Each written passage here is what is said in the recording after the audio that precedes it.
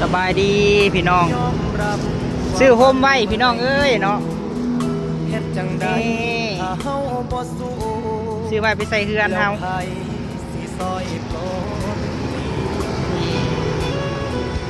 ซื้อไปใส่เฮือนพี่น้องภาพทั้งบ้านพูดขึ้นมายามใดหัวใจก็เต็มที่ภาระที่ครอบครัวเรา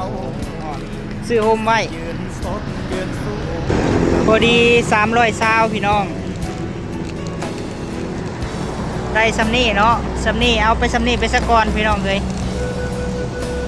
ดีกว่าบ่ซื้อได้เนาะดีกว่าบ่ซื้อท่อนไว้พี่น้องเลย